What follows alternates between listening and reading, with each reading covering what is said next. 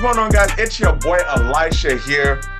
And I'm Eli, and today we are literally E2E. Welcome to the E2E Show. Elisha, how you doing this weekend? I'm doing good, bro. East Coast to West Coast. I'm not gonna lie. Listen, I'm not trying to start a feud or nothing. You know what I'm saying? I'm not gonna say I'm on the better coast. But you know what I'm saying? You do with that what you will. Hey, I'm going to enjoy my 70-degree weather in February right now. That's all I'm going to say. Okay. That's what you know I what? got going here. Listen, you didn't have to go there. That was a low blow. I don't appreciate that at all. Okay? I put on my Bayern Munich scarf. I'm good. We warm over here, so it's okay. It's okay. Welcome. Okay?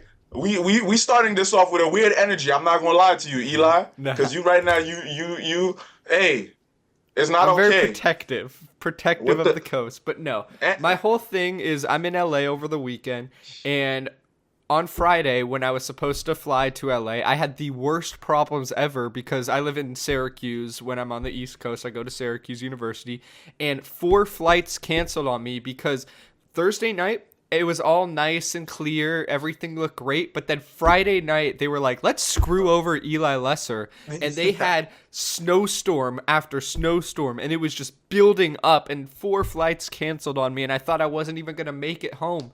But I did. And I got to see LAFC play yesterday. I'm going to go see the Galaxy today. So it's good vibes. You know what's crazy? Before we even get into the soccer, the football, I got a crazy Syracuse story. And it's so basically, okay, I think the last time I flew somewhere was New England. So I went to Massachusetts. It's Massachusetts, right? Yeah, I'm bugging. I went to Massachusetts, landed in Boston Airport, whatever, because I went to the New England Revolutions game, all that stuff. I was doing some work with BR there. When I'm coming back, the weather was horrible. It was awful. It was bad. Was it New England? No, I was coming from Austin FC game. Yeah, it was the Texas Derby or one of those. So I'm coming back. Weather is horrible. We're on the plane. Turbulence is crazy. I'm like, but at this point, like when I'm on the plane, I literally just let go and let God. Like, bro, there's nothing I could do when I'm up there. There's no reason to be scared anyways, because you're in the air, you know? So it's looking crazy. Like, you ever seen those old TVs and it's just like when the signal's not working, it's just black and white static? Yes. That's literally what I was looking at outside my window. It was the scariest thing ever, but I couldn't even be scared. Something out of a horror movie, bro. Yeah, so at some point, the pilot rings everybody up and says, yeah, basically, guys, we're sorry. We can't land in New York City because the weather's too crazy. And we're trying to ring up the people in New Jersey, which is right next to New York City for those who don't know. And they're not picking up. So we're in the air. We can't land in New York. We can't land in Jersey. Probably Philly's out of the question too. They're all close to each other. If the weather's bad in one, it's probably the same thing. So they're like, we're going to try to make an emergency landing in Syracuse. We don't have any fuel. We don't have enough fuel. So we have to make an emergency landing in Syracuse. So all of this stuff is going on. I'm like, yo, this might be it for me. Like, it's looking crazy right now. We get to Syracuse. We can't land because, again, they're not finding nobody. The air towers or whatever, no one's responding. Finally, they just had to land a plane. We get there. No one's in the airport. We can't actually open the doors. The damn bridge thing that you have to connect from the airport to the plane wouldn't open. It was horrible, bro. All that to say, I don't have the best history with Syracuse, so I'm going to have to come back one of these days, maybe visit Eli so I could have a better experience because, yeah, I almost lost my life that day. But there's a weird level of acceptance you have when you in the air and you think you're going to die. It's just like, hey, man, what can I do? You made it to the ground. That's what really matters. I made it. And you live to tell the tale. I live to tell the story, bro. And hopefully that can inspire somebody to have a better plane experience. If you're in there and you think you're going to die, just let go. Okay? That's my advice to you. Let go. It's okay. You've lived a good life. Even if you're 5 years old, you're good. Now let's get into the football. Okay. Yeah. But But okay, first. Syracuse in general, I just want to say is a different breed. It's just like it's what separates the men from the boys. Like it's not it. It's not the place. But you know, Yeah, Syracuse is not on my good side right now. But what is on a lot of people's good sides this week, the U.S. Soccer Federation. Let's talk about it, man. Some big news coming out this week. U.S. Women's National Team getting a $22 million settlement in their equality pay suit. Yo, it feels like a lot of people, there's mixed feelings with this, because some people are saying it's a victory. A lot of people are saying it's kind of just like it's a small step. It's not really what they were intending to get out of this. What's your thoughts on this? I have a lot to say, but what are you thinking?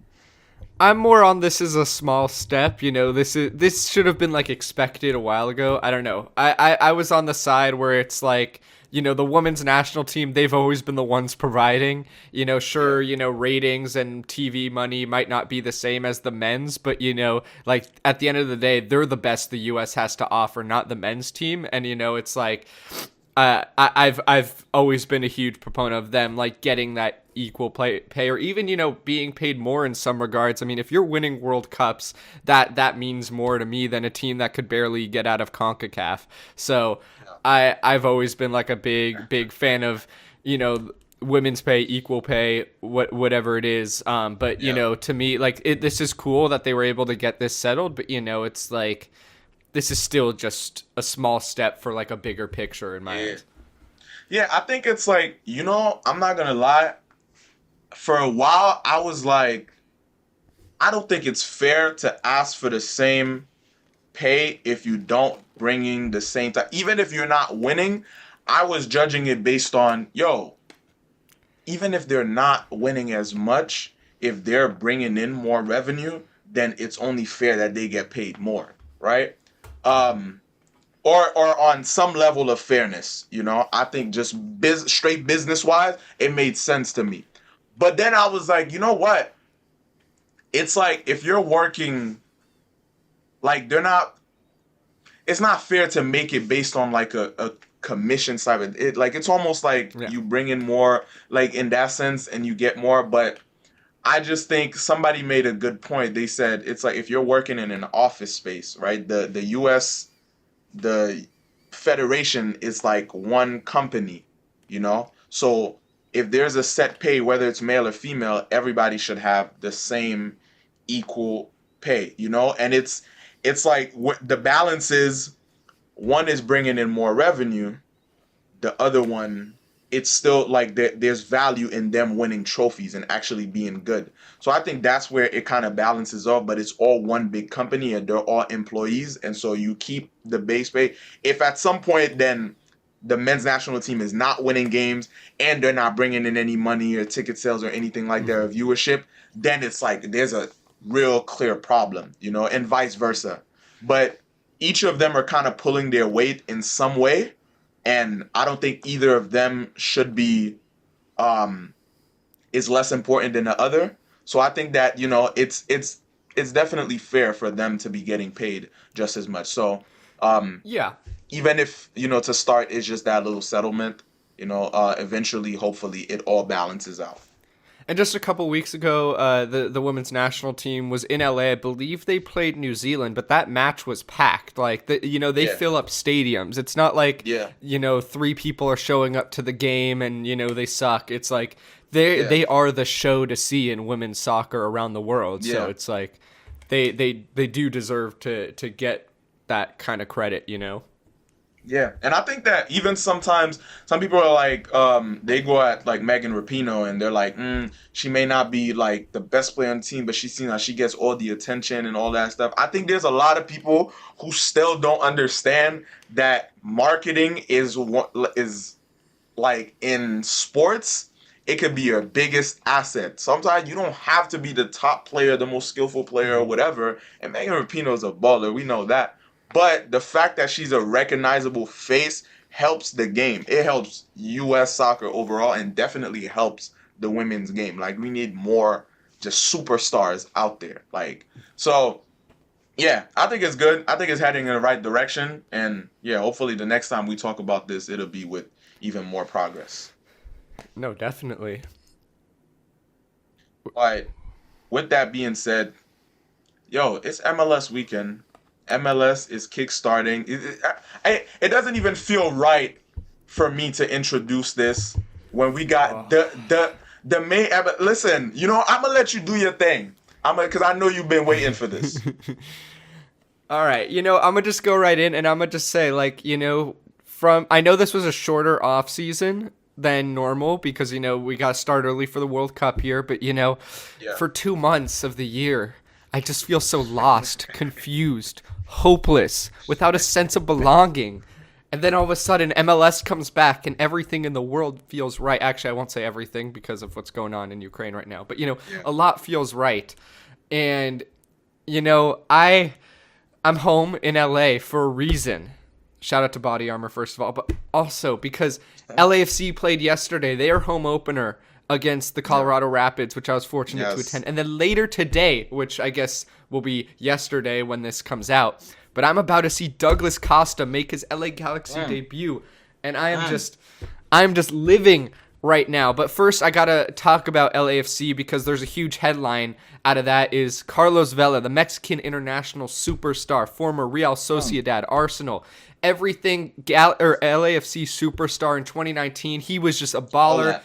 But the past couple years, he's been injured. He's been not inconsistent. Some people say he's been a little overweight. But yesterday, he came back and reignited the flames in LAFC fans and scored a hat trick right in front of my eyes. It was beautiful to see. 3-0 LAFC victory over the Rapids. Our boy Mark Anthony Kaye, sadly, he's forced to do way too much. Like, for the Rapids, they have no one just in general right now. And, like Mark Anthony Kaye, he was their best attacker, midfielder, and defender that match. And he was former LAFC, so it was a little bit of a revenge match. Also, I just got to mention, I know I'm a Galaxy fan, but I did pick up the new LAFC kit yesterday. I just got to show it out. And yeah, very few teams ever put the badge in the center, but they decided to go with that. But comment below Flex is their sponsor, they be flexing. But comment below what you think of this kit, because it's a very controversial kit this year. But sorry, I just had to talk about LAFC right there. Carlos Vela, he's back, and his contract ends this summer. So the big thing is LAFC going to re-sign him or not? He was their first ever signing. I think, if he plays like he did yesterday, it's a no-brainer. But other headlines yesterday in MLS, Shaqiri made his debut for Chicago in a 0-0 draw against Inter Miami. Yeah. However, that was the most entertaining 0-0 draw I've ever seen. Shaqiri looks fantastic. The way he changes the game himself. I'm very excited to see what happens when he actually starts scoring. And our producer Emmett's boy, Kasper Jabilko, who was traded from the Philadelphia Union to Chicago, he also had a pretty decent debut, even though no one scored. Then it's crazy to me that, like, Inter Miami, I think that's getting that point on the first game for Inter Miami. I think that's a win, because they're Chicago. I think they have a better team than Miami. Yes. So to start off the season like that, and it's still like they're such a novice team still. Like, I think any point that they can get at this point until like 5 to 10 games in, I think is a huge plus. So, because the team is still shaping out. Like, you could bring out the top players from all over the world to come in, but I think this is a game of energy. It's a new club. It's new. Everything is new. So it's going to take time for everything to settle in. So the fact that, like, when I saw that it ended in a draw, I was like, oh, that's good for them. Not so good for Chicago, but it's good for Miami.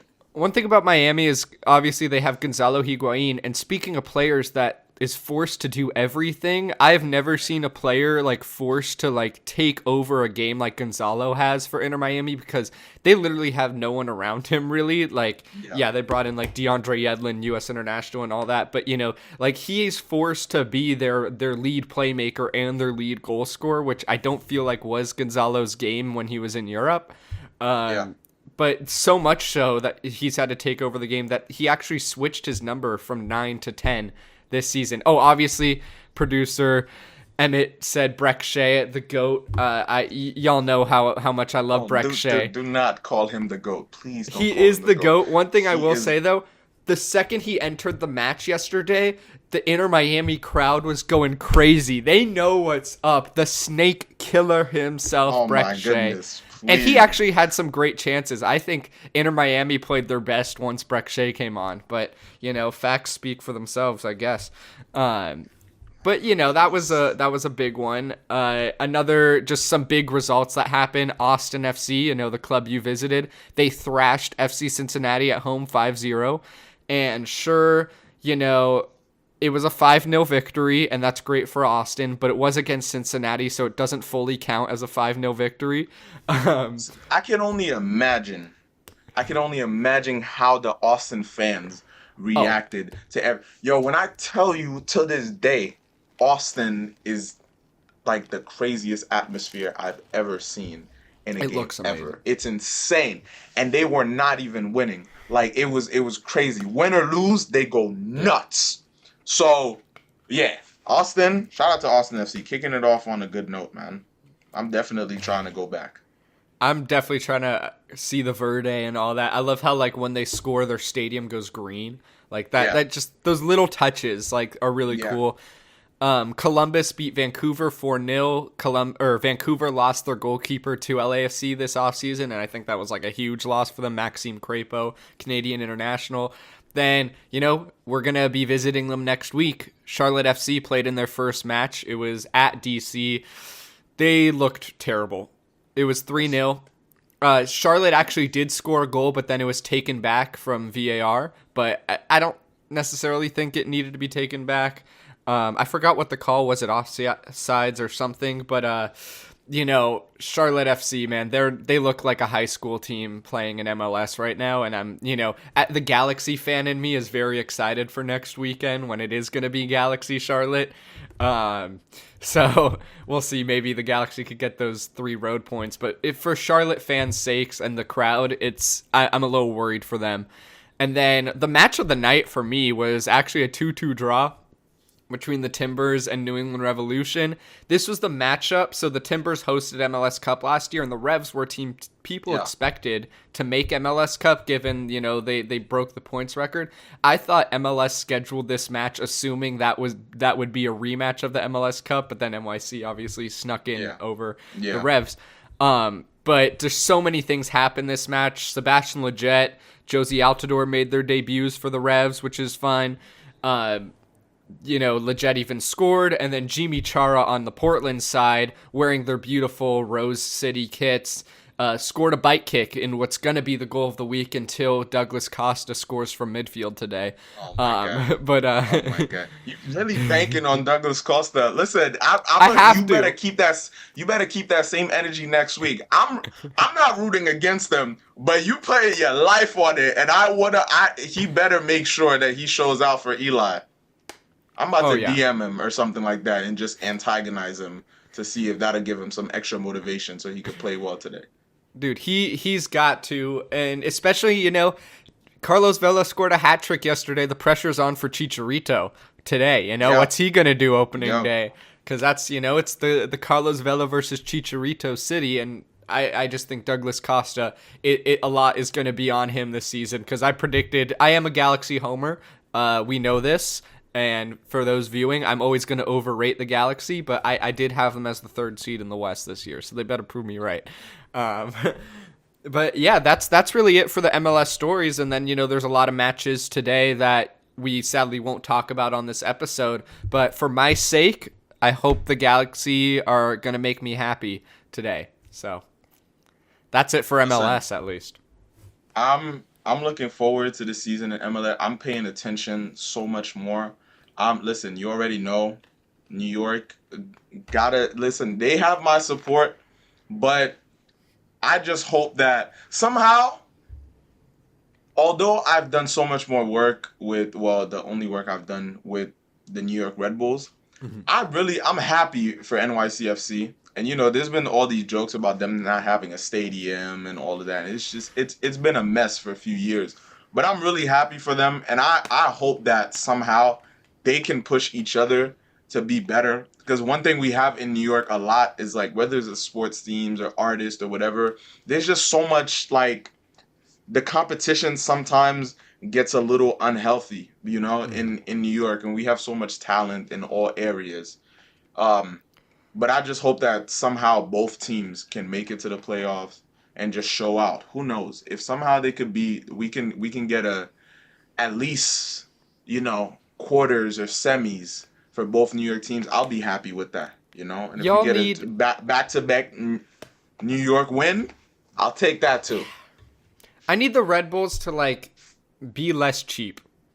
Because like with the roster build, because for a while they were like bringing in these big guys, the Thierry Henrys, the Bradley Wright Phillips, but now they're like, we're gonna trust the kids, which is great. I love the series you did with their academy and stuff, and they have some great kids. But you also need to mix in, those bigger guys, those certified stars of MLS, because that's what Red Bulls, they'll always sneak into the playoffs somehow, but if they want to like win in the playoffs, that's when the stars really matter in MLS. And, I just need the Red Bulls to bring in another, not a Thierry Henry, because that's a once-in-a-lifetime type of player, once in a generation. But, they need to bring in someone like that who could, fill up the seats, but also fill up the score sheet for y'all. Because, the Red Bulls are always a great team. They always find a way to make the playoffs, but they need that difference maker, and I think that they're lacking that right now, and I think that's why NYCFC was successful last year, because they have the Maxi Morales, the Tati Castellanos players, and also like behind, but between the posts, Sean Johnson is just a game changer. Well, Red Bulls have a great goalkeeper as well, but they need those types of figures, but they'll find a way to make playoffs. There has to be a balance. I think that it's like from what I've both, I've seen just in person and, through the series with the academy. It's like I think they have a lot of talent in their young players. But like you said, there needs to be a balance between the youth and the experience. And if you have too much of one and not the other, and if you don't have players have to have confidence. I think some of the games that I've seen, sometimes it just feels like they don't think that they can do what we know that they can do. So it's like I think confidence is a huge problem overall in sports. If there's any young athletes watching this, you would be surprised the miracles that you can make with just a bit more confidence, just a bit more self-belief. So it's like, I guess it's good that they're playing more young players, because that is giving them more confidence. But then again, winning games also gives you more confidence. So that needs to be.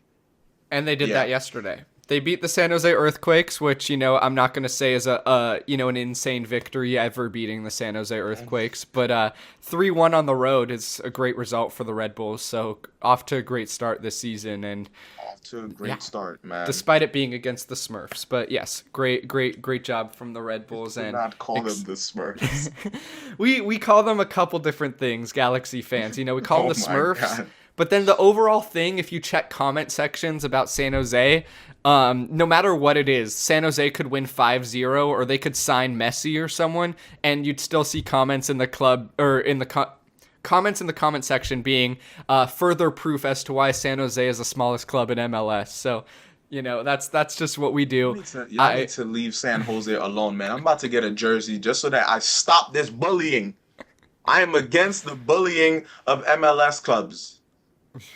But San Jose, I will give them credit where credit is due. They have the best young player in MLS, Cade Cowell. He is a beast. I will give him that for forever. Cade, man. Yeah, Cade is great. Maybe we could get him on the show eventually. He called me a clown once, which was really fun.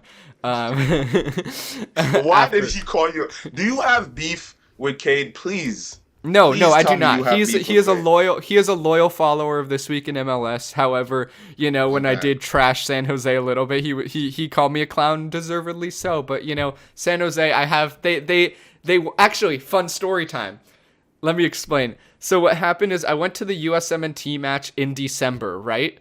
And It was a friendly, and I took a selfie with Cade. You know, he's my boy, whatever. And what San Jose did was they didn't have any photos of Cade from the match, so they posted the screenshot of my selfie with Cade, and they cropped me out of it, and they tagged me. And that's just a little element of the beef. And the comment section was wilding. Cropping people out of pictures, bro. I don't know. I don't want to jinx myself. It hasn't happened to me yet. But anyone out there listening, if you're thinking of cropping me out of something, I will report the picture. I will report the picture and have Instagram or Twitter or wherever take down that photo. Because you're not going to disrespect me like that. Leave me in the picture. Put an emoji over my face or something. Don't crop me out, please. No, and they know about, like, I've been beefing with San Jose. Just it's all banter at the end of the day. It's all jokes, but like they knew what they were doing, and it was like clearly me. Like you could see like the corner of my chin, and it's like literally just me and Cade, and they just cut me out. I'll send it to you after, but it's great quality content. The comment section, loving it. But enough of my bread and butter. Let's get into your bread and butter. Obviously, the Champions League round of 16. Listen, man. Kicked off last week. Insane matches. Listen, layers after layers after layers of this to unpack. But let's get into the results first of all, man. PSG versus Real Madrid. Crazy. Actually, an impressive display from PSG. I was impressed. You know, listen, you're repping them. You're repping them correct, deservedly so, because they put on a great show. And I spoke to someone about this, like.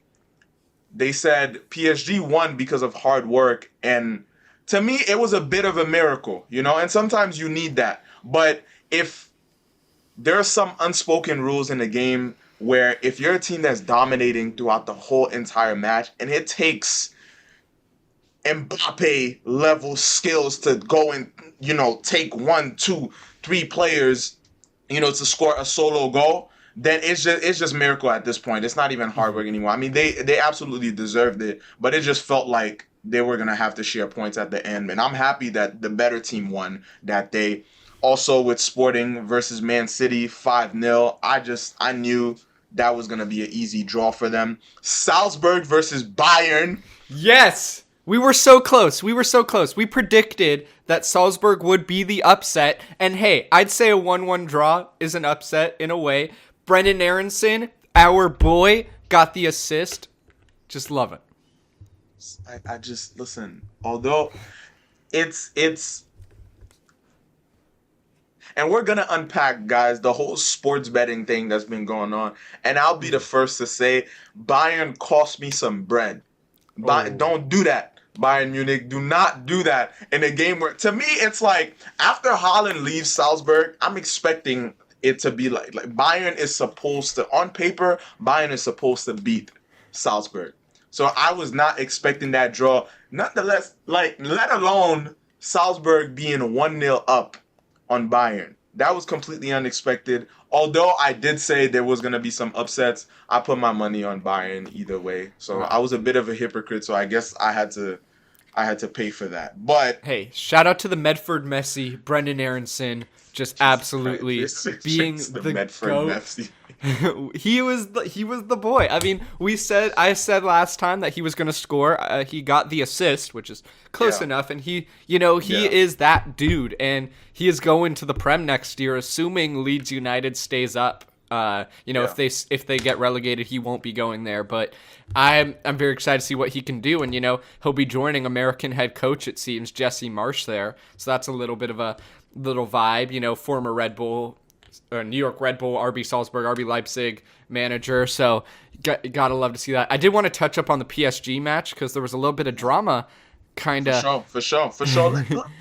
Let's hear it, Eli. Speak it to him. I just love the fact that, there's been all this talk for so long about Mbappe going to Madrid, and just when you think we're going to have a 0-0 draw, Mbappe's like, ice, and he just iced that match for against PSG. The team that he's going to in the summer. Yes. Is he still going to go there? Do they want him? I mean, of course they want him, but hey, the disrespect, though. Allegedly. To me, it's still, I never believe, after the disrespect Griezmann gave Barca a few years ago when he said he was, it's crazy that he ended up coming, but at some point, like, and Verratti did the same thing. It's like they say they're coming, and then last minute, they're like, no, they're staying at their club, whatever. Like, at this point, I'm not falling for the bait, yo. Unless I see him presented to the Real Madrid supporters, I won't believe that Mbappe's leaving. And again, if he beats them too this year, it might, who knows, that might influence him staying. If they win the Champions League, I think there's no reason for him to go. He's won the league. He's won the World Cup. Like, he's like, after winning the Champions League, I don't see why he would want to go to Madrid. Like, he's comfortable at Paris. He might as well just stay and, like, continue to be a club legend there instead of restarting over, having to learn Spanish, do all of that stuff, you know? And I'm sure the Barca fan in you is like, hell no, please do not go to Madrid. I mean... Yeah, I'm not gonna lie. That's really the real reason, and I know people are gonna give me a whole lot of slack about this. But listen, it's a nice scarf, and they sent it to me, so I'm gonna wear it. Shout out to Bayern Munich, brother. Was that for the Coman thing, or what was that for? Actually, that was just shout out Bayern, man. They just were showing love. They were like, "Yo, we see you doing your thing. Here's some stuff," you know. By the way, I'm not a PSG fan, even though I'm wearing this. I just, I rock the best kits in the game. What can I say? Listen, PSG got some stuff coming up, and I think that I love that they've been doing those Jordan collaborations. Yes. I'm a huge believer in integrating like pop culture and soccer culture too. So I love it when I see whether it's rappers like going to the the MLS games or Jordan X PSG or whatever it is. So I love it. By the way, also speaking of Americans doing their thing in Europe, that boy Pulisic getting a goal against Lille finally this week. We needed that. Sir. We needed that. Yes, we needed absolutely. That. Absolutely. And I'm bro, it's like on one side, I completely expected it. I completely expected Chelsea to win, against Lille. They put up a good fight, but Chelsea were just obviously the better team. But then we have Americans doing some great things, and then on some other sides, it is, and it's not doing a great thing. It's just some unfortunate events. Weston McKennie, man, getting injured, and what's the update on that? Because I haven't seen whether or not it's gonna what's in a timeline of when he's gonna be back, how long it's gonna take, what's the Snapple facts on that? Because obviously it sucks because he's developing a little bit of a, I don't want to again put no bad words on him, and but it seems like he's developing a bit of a, he's getting a lot of injuries across his career, which is not looking not good just him right now. I feel like this quote unquote golden generation for the US is becoming a cursed generation, because him, Pulisic, Gio Reyna, these dudes will never be able to play with each other at the same time for the U.S. men's national team, because one of them, I hate to do this TikTok trend, but, one of them always got to be injured, It's so frustrating to watch, because these kids are so special. I don't know why I'm calling them kids. They're my age. But, they are such a special group of players. Yeah. But... yeah. At one time, Gio Reyna just came back from injury and he's already injured again. Pulisic, I'm surprised I hate to be that guy, but I'm surprised he's not injured again after, being injured for a very long time as well. And it's hindering their growth, which sucks, because, we want Pulisic to be the Messi of US soccer. We want Gio Reyna to be the chosen one. And Weston McKennie is just such a baller every time he's healthy. And even Allegri's the Juventus manager, right? Yes. He talked about how losing Weston McKennie is such a huge loss for Juve, because he just means that much to their midfield. And it's just very frustrating to see from a U.S. men's national team perspective that those three are never together. And we have a World Cup in November. It's it just goes to show that there's a mountain to climb, and it's a marathon. I think because we've been for so long, we've been like, man, like the US just seems like worldwide it's not taken seriously in this space, and we need the MLS to be on point. We need American players to go overseas and do their thing, and it's like everything is kind of it's on a come up and it's aligning, but it's like because we have some great players overseas now, we're like, okay, cool, then let's actually play well and make his and continue to make history. But then it just seems like it's gonna be a longer marathon, and it's gonna have to take more special players to continue to progress overseas over the years. And who knows, maybe we're kind of getting down on them too early. Like the World Cup is still months away. We're still at the beginning of the year. Who knows? Maybe this is the time where they are going to be healthy altogether and do some special things. But and that is if they qualify. Yeah. I think I mean, knock on wood at this point, but I think they will. I mean, they're second in the table, but they have some big matches. Obviously, the biggest one will be against Mexico in Mexico. So that's happening at the Azteca, the famous one. Maybe if they get a draw there, they should be fine. But it's tough to watch, especially because Weston McKennie, he's really the heart and soul of this men's national team squad. He's the fire.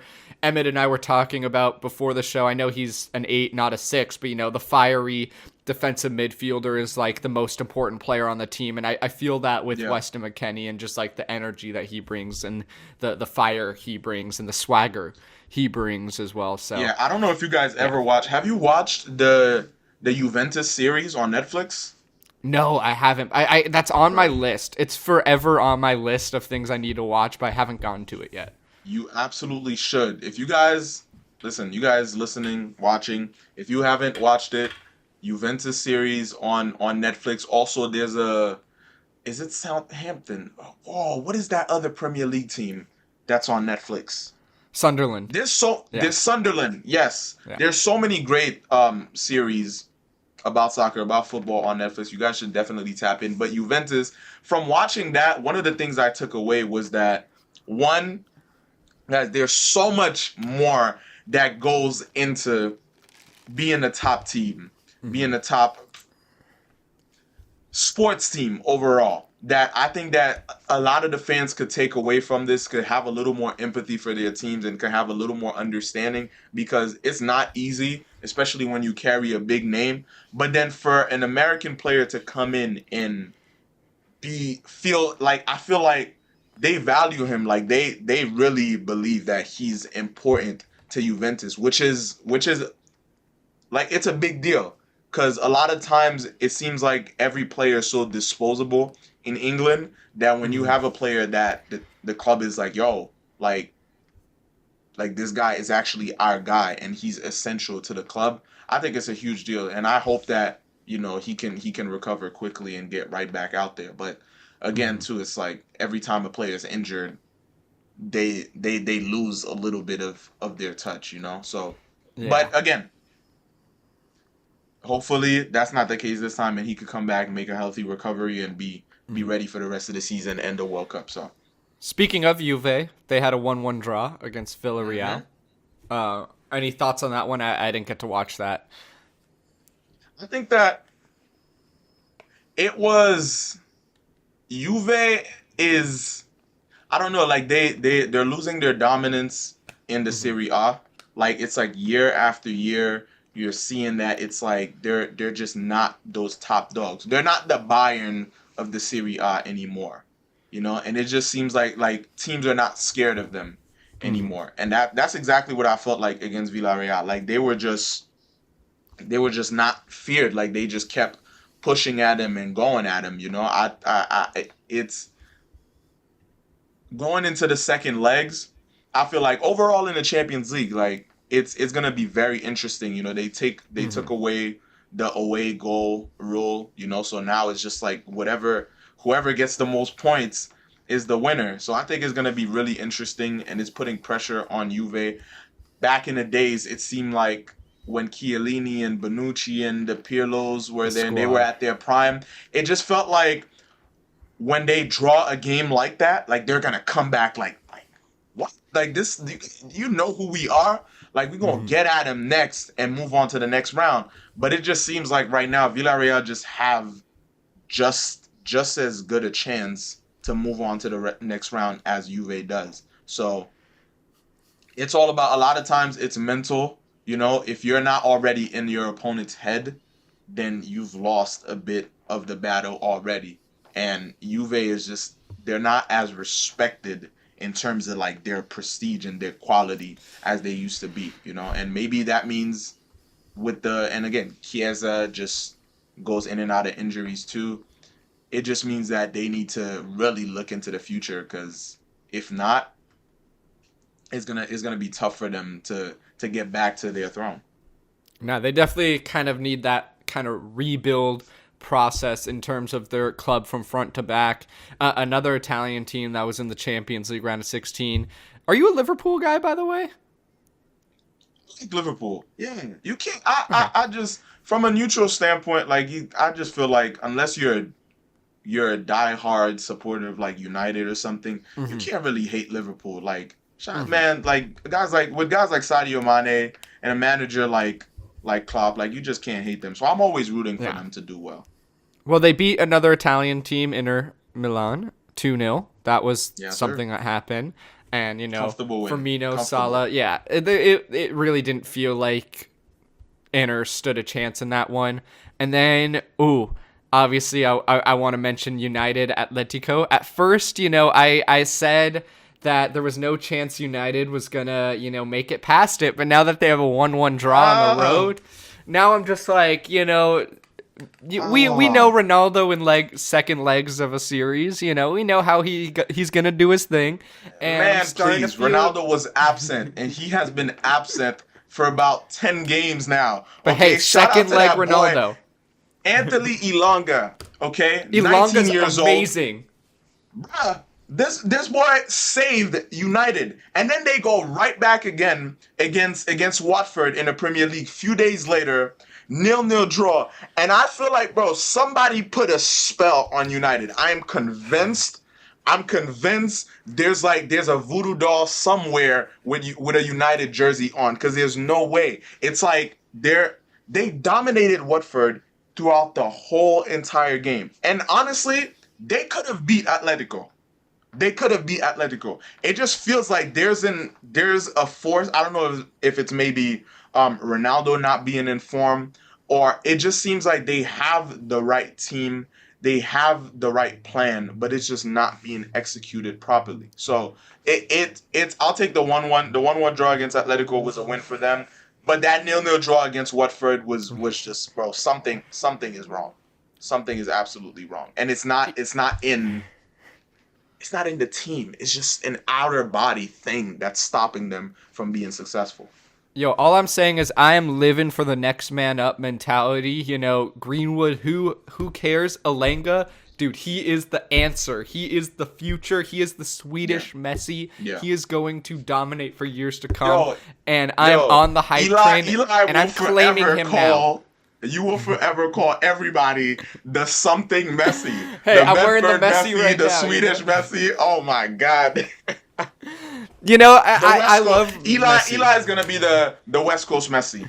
I am. Hey, no, I'm the Hebrew Messi. You know, whatever it is.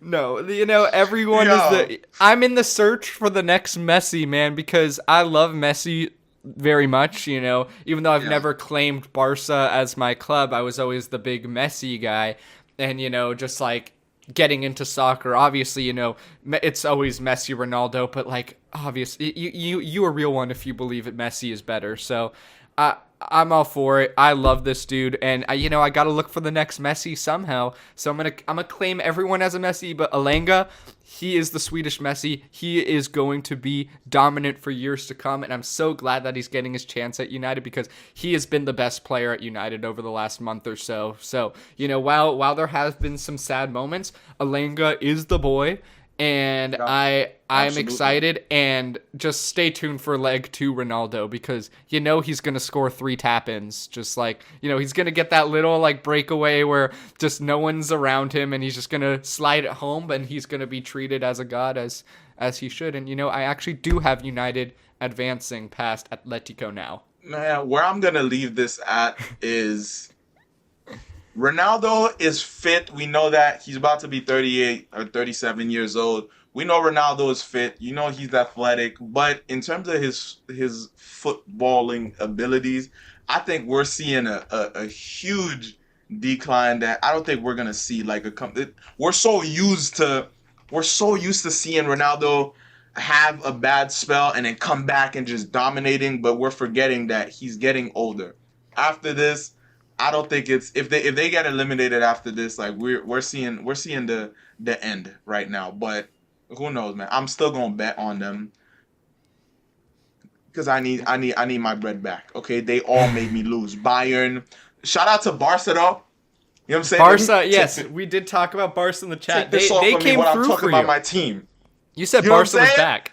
You know what I'm saying? I was a little scared. First leg, 1-1 versus Napoli. They came back. They did what they had to do. Shout out to the boy Adama Traore, man. 4 assists and 4 starts for Barca. He's been killing it since he came in. Listen, Barca's back. I told you this. Eli, what did you text me this week? What did you say?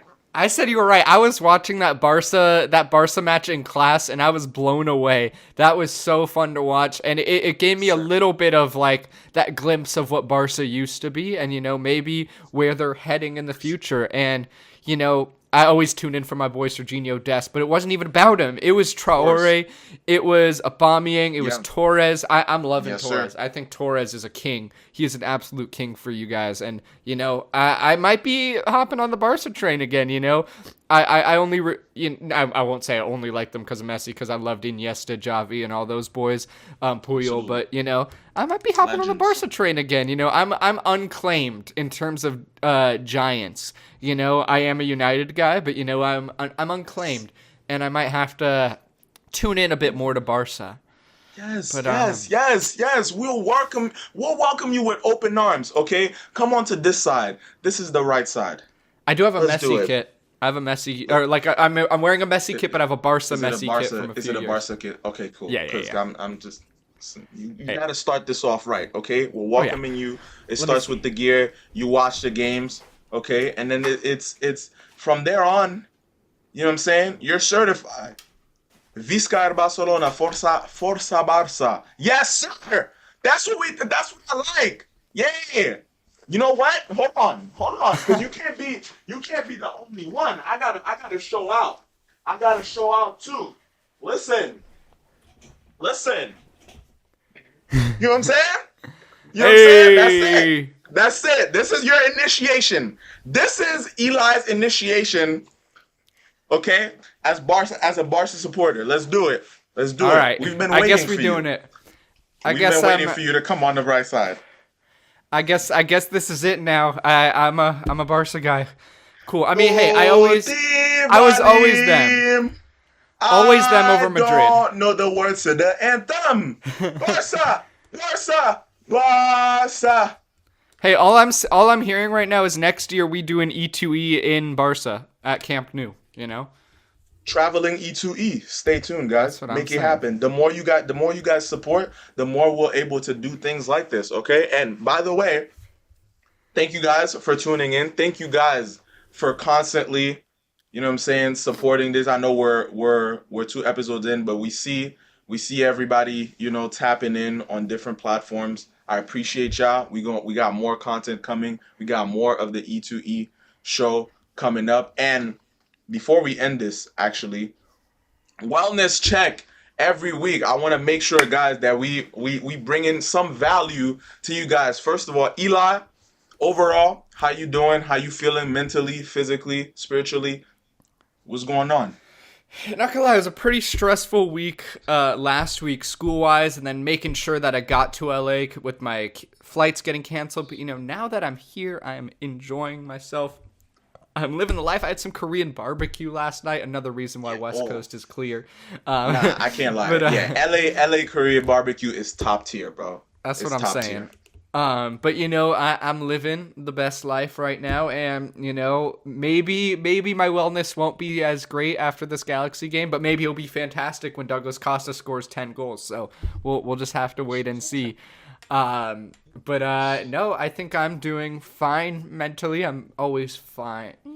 I won't say I'm always fine, but we fine right now. But Elisha, how you feeling this morning? I feel, man. I always say the shout out to Charlemagne. I've gotten this tagline from him. I feel black, blessed, and highly favored. You know what I'm saying? Woke up with the sun shining. Got that vitamin D shining on me. Pause. But it feels great, man. I'm feeling energized. Got some great sleep. Got my water this morning. Got some breakfast. It's a beautiful day. Of course, work is work. We got a lot of things to do. We keep grinding, so sometimes it could take a toll. So the mental sometimes, that's why I take it very seriously to kind of remove myself sometimes from social media and just from, just outside energies, because it's very important to just be with yourself, by yourself sometimes, and just kind of regenerate so that when you go out in the world, when you give yourself, to the world, they can get the best of you. So I feel great. I hope you guys are feeling great. Make sure that you take care of yourself, again, physically, mentally. Make sure you tune in to the E2E Show. Next week, make sure you tap in on social medias. Make sure you follow us. Send us off, Eli. Well, follow us, of course, at the E2E on E2E Show on Instagram, Twitter. We will be posting a bit more on there. And, stay tuned, because next week we will be filming in person together in Charlotte for the Charlotte home opener. I'm very excited, obviously, to see Charlotte play, but even more excited to see my Galaxy play 2 weeks in a row. But I guess that's really it. So from LA, from New York, this has been the E2E Show. See you guys next week. Peace.